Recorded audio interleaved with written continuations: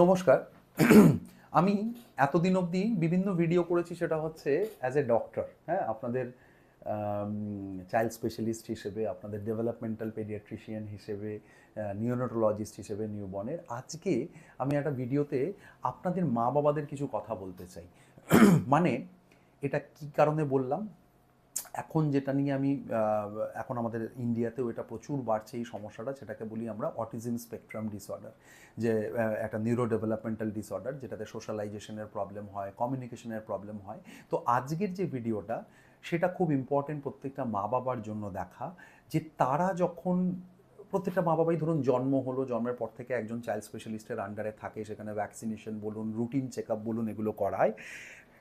কোন সময় আপনারা নিয়ারেস্ট চাইল্ড স্পেশালিস্টকে ফার্স্ট এই জিনিসগুলো ইনফর্ম করবেন, এবং কি ইনফর্ম করবেন যাতে সেই চাইল্ড স্পেশালিস্টের মনে হয় যে না, এইবার এই বাচ্চাটিকে ডেভেলপমেন্টাল পেডিয়াট্রিশিয়ানের কাছে বা যারা এই অটিজম স্পেকট্রাম এডিএইচডি নিয়ে কাজ করে তাদের কাছে পাঠানো উচিত। সেটা খুব ইম্পর্টেন্ট। সেটা অনেক সময় আপনারা প্রপারলি বলতে পারেন না, আপনারা জানেন কিন্তু আপনারা এক্সপ্রেস করতে পারেন না। তো এই পয়েন্টগুলো খুব ইম্পর্টেন্ট, যেটা আমি আজকে বলবো। আপনাদের মা বাবা হিসেবে, আমিও একজন বাবা, সেই হিসেবে আমি বলবো আপনাদের যে একটি বাচ্চার, আমার নিজের বাচ্চার যদি এইগুলো দেখি, আমি সেইগুলো গিয়ে ডাক্তারকে এক্সপ্রেস করব, যাতে সেই চাইল্ড স্পেশালিস্টের বুঝতে সুবিধা হয় সে দিস ইজ সামথিং এলস, এবং now we have to shift the baby to the developmental pediatrics, যারা অটিজম স্পেকট্রাম নিয়ে দিনের পর দিন এই জিনিসগুলো ট্রিটমেন্ট করে। সো ফার্স্ট যেটা ইম্পর্টেন্ট, এই অটিজম স্পেকট্রামে আমরা জানি যে চারটে ডোমেন মেনলি হ্যাম্পার্ড হয়। একটা হচ্ছে স্পিচ, একটা হচ্ছে নন ভার্বাল মানে নন স্পিচ কিন্তু আমার বিভিন্ন এক্সপ্রেশনস, থার্ড হচ্ছে কমিউনিকেশন, এবং সেন্সারি পার্ট।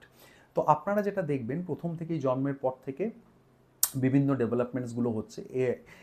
এবার ধরুন একটা, আমি অ্যাজ পার এক্সাম্পল একটা বয়স হিসেবে বলছি, ধরুন একটা বাচ্চার বয়স অ্যারাউন্ড 1.5 বছর, 1.5-2 বছর, হ্যাঁ? যদি দেখেন যে তার ক্ষেত্রে আপনি যখন তাকে ডাকছেন সে রেসপন্স করছে না, এটা ইম্পর্টেন্ট রেড ফ্ল্যাগস, আপনাকে সেটা জানাতে হবে বা ডাক্তারকে। সেকেন্ড হচ্ছে সে আই কন্ট্যাক্ট করছে না, চোখে চোখ দিয়ে কথা বলা, আমরা যখনই কোনো মানুষের সাথে কথা বলি আমরা চোখে চোখ রেখে কথা বলি, সেটা করছে না। 3 নম্বর হচ্ছে সে নিজের মতো থাকতে খুব বেশি পছন্দ করছে, তার ওই বয়সটা হচ্ছে সবার সঙ্গে মিক্স করা, হ্যাঁ, অন্য পরিবারের লোকজনের সঙ্গে একসাথে থাকা, এই জিনিসটা জেনারেলি প্রেফার করে একটা 1.5 বছর 2 বছরের বাচ্চা, কিন্তু সে দেখা যাচ্ছে একটু আলাদা হয়ে যাচ্ছে, সেটা সিগনিফিকেন্ট, সেটা জানাতে হবে।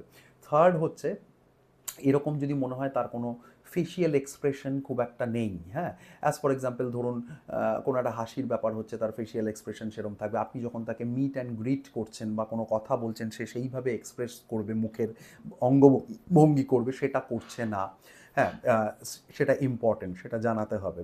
নেক্সট হচ্ছে যদি কোনো ফিক্সড কোনো অবসেশন থাকে, দেখছেন আপনার বাচ্চা কোনো একটা না ফিক্সড পার্ট অফ টয়েজ বা কোনো একটা স্পেসিফিক খেলনা নিয়ে বা স্পেসিফিক কোনো জিনিস নিয়ে সারাক্ষণ বসে টাইম কাটাচ্ছে, চেঞ্জ করছে না। জেনারেলি এই বয়সে কী হয়, বাচ্চারা খুব চেঞ্জিং মুড হয়, মানে একটা খেলনা খেললো 15 মিনিট, আবার আরেকটা খেলনাতে চলে গেল, আবার একটা খেলনা থেকে চলে গেল আরেকটা জায়গায়। তো এই জিনিসটা নর্মাল। যদি দেখা যায় একই জিনিস নিয়ে অনেকক্ষণ টাইম স্পেন্ড করেই যাচ্ছে, সিগনিফিকেন্ট, জানাতে হবে ডাক্তারকে। নেক্সট হচ্ছে অনেক সময় কিছু এদের স্পেসিফিক ওয়ে অফ এক্সপ্রেশন হয় যেগুলো নর্মালি থাকা উচিত নয়। ধরুন খুব বেশি এক্সাইটেড হয়ে গেল বা খুব বেশি আনন্দ পেল বাচ্চা, তখন অনেক সময় আমরা বলি হ্যান্ড ফ্ল্যাপিং, এরকমভাবে হাত নাড়ালো, হ্যাঁ, this is called hand flapping, হ্যাঁ। বা কোনো হাতেরই হ্যান্ডেরই কোনো রকম একটা অ্যাবনর্মাল মুভমেন্ট করছে বারবার, এবং সেটা রিপিটেডলি সাইক্লিক্যাল হতে হবে, মানে এরকম নয় একবার হলো সেটাই সিগনিফিকেন্ট। আপনি মোটামুটি অবজার্ভ করবেন ধরুন ফর কামিং 2 to 3 মান্থস, যদি বারবার দেখছেন এরকম হচ্ছে, সিগনিফিকেন্ট, এটা জানাতে হবে, ঠিক আছে? তো এবং ডেফিনেটলি স্পিচ, এই যে ধরুন কথা বলার যে বিভিন্ন স্টেজেস আছে, হ্যাঁ, যেমন ধরুন আমরা বলি 12 থেকে 18 মাসে অ্যাটলিস্ট 30 থেকে 50টা ওয়ার্ড বলা উচিত, হ্যাঁ, দুটো ওয়ার্ড জয়নিং করা উচিত অ্যারাউন্ড 2 থেকে 2.5 বছরে। যদি এই জিনিসগুলো মোটামুটি এই ধরুন 18 মাস আমি বললাম, তো 1.5 বছরের মধ্যে যদি দেখছেন কোনো ওয়ার্ডস হচ্ছে না, মা বাবা যেটা আগে বলতো সেটা বলা বন্ধ করে দিল, এটাকে আমরা বলি ডেভেলপমেন্টাল রিগ্রেশন।